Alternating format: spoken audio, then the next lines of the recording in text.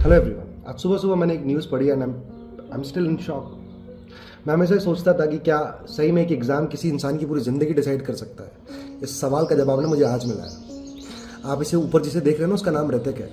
ये 21 साल का एक बच्चा है जो पिछले 3 साल से सिर्फ एक चीज़ के लिए जी रहा था, नीट।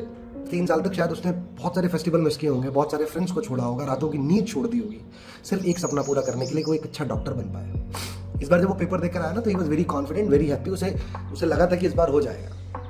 उसने अपने पापा को बताया, वॉज वेरी हैप्पी कि पापा इस साल मेरी पूरी मेहनत जो है वो सफल हो जाएगी। लेकिन फिर उसे पता चलता है कि कुछ पैसे वाले लोगों ने पैसा फेंक कर ना पेपर खरीद लिया है, और उसी पल उस बच्चे के अंदर की सारी खुशी मर जाती है, वो अंदर से टूट जाता है। मैं एनटीए और सरकार से सिर्फ एक सवाल पूछना चाहता हूँ, इसका जिम्मेदार कौन है कि वो बच्चा सुसाइड कर लेता है।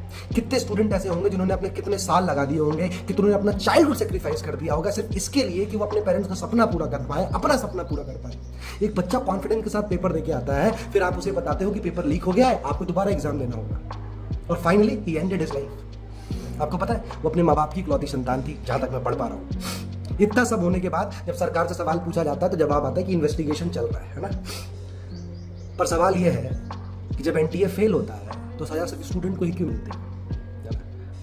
हर बार पिसता कौन है? हाँ, मिडिल क्लास फैमिली का बच्चा पिसता है सर, वीक इकोनॉमिक बैकग्राउंड का बच्चा पिसता है, जो अपनी पूरी यूथ एक एग्जाम के नाम कर देता है। सरकार अगर एजुकेशन प्रोटेक्ट नहीं कर सकती है तो स्टूडेंट को ट्रस्ट करना भी बंद करना पड़ेगा साहब। एनटीए सिर्फ एग्जाम कंडक्ट नहीं करा रहा है, एनटीए को समझना पड़ेगा कि वो करोड़ स्टूडेंट के फ्यूचर को भी हैंडल कर रहा है। जब बार बार स्टूडेंट की जिंदगी के साथ खिलवाड़ किया जाएगा तो बच्चा ऐसे ही टूटेगा, ऐसे ही एक्सट्रीम स्टेप्स लेंगे। मैं सरकार और एनटीए से ये विनती करना चाहता हूं, और पूरी टीम अरिविहान की तरफ से कहना चाहता हूं कि हमने जो इस बच्ची की जिंदगी खोई है उसकी जिम्मेदारी आपको लेनी पड़ेगी, क्योंकि एक पेपर लीक सिर्फ एक पेपर लीक नहीं होता भाई साहब, वो किसी के सपनों का मर्डर होता है।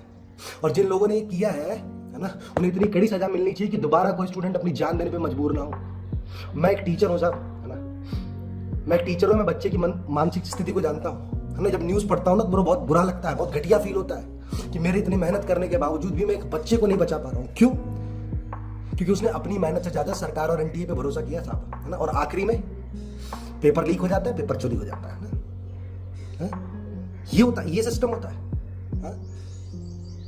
सो प्लीज आप लोगों से रिक्वेस्ट है, एनटीए से, गवर्निंग बॉडी से, कि जो भी इसके पीछे है उनके पीछे आप सख्त से सख्त कार्रवाई करें, है ना, और इसको एक जिंदगी ना समझें, इसको बहुत सारे बच्चों का, बहुत सारे स्टूडेंट सर इसी फेस से होकर गुजर रहे होंगे जिन पेपर अच्छा गया होगा।